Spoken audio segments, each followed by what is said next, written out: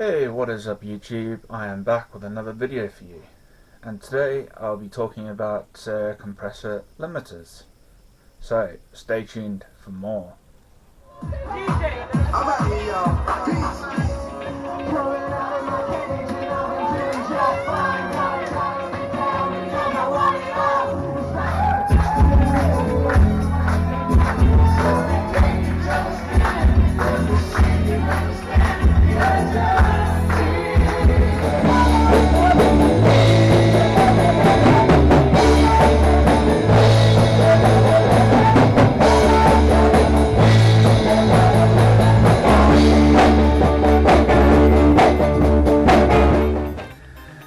So today I want to talk about three different types of devices, and but they do the exact same job overall. So these three devices are the MDX2200 or the MDX2200, the MDX2600 and the MDX4600. So I'm going to start with the MDX2200, which is this one here, the 2200. You can just see there. So with this one, it's got the two dials here. That's the expander gate. So you got the threshold and ratio. You got a second threshold. This is going into the compressor limiter stage. And then you got your ratio, attack, release, output, and then the peak limiter output there. So, and it's exactly the same across the second channel. And this is for the control amplifier. So basically, for vocalists, saxophonists, you know, people up there that require monitors, it goes through this stage here, and then it goes through feedback destroyer out into the amplifier to the speakers. And you got for the expander gate release, I've selected the slow, so it's a nice slow release. And with the expander limiter area, I've selected auto, because I don't want to be faffing around with everything. And then with the in-out, I've selected in. And then for the center point, it's got dual mono channel 1 master. So if I select that, channel 2 is taking control from channel 1. But I'm not doing that. So if I do a flyby for you, and you can see everything for what's what, and channel 2. And then obviously you can actually see the dials, or the LED lighting up here.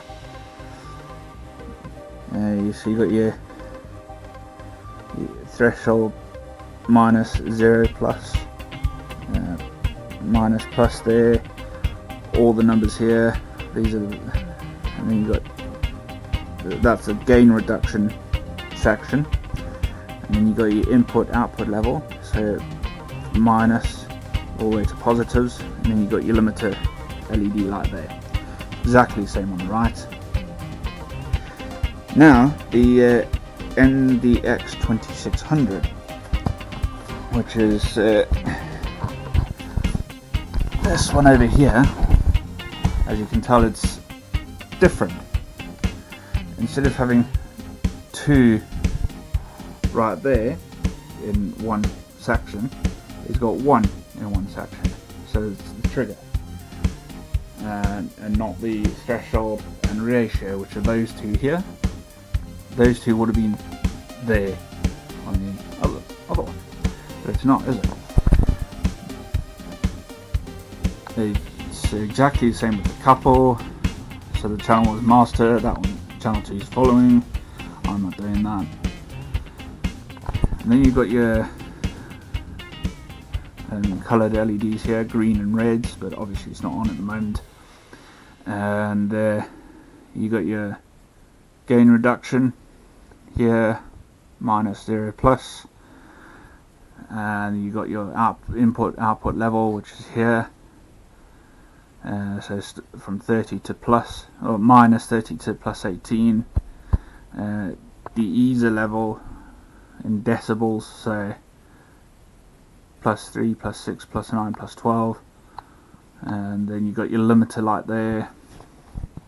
All the knobs are pretty much the same, but selected different settings for that device.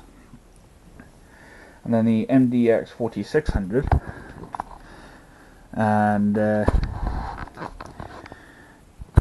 4600 is exactly the same as the previous two that you've just seen, but it's, instead of 2 channels, it's got 4 channels.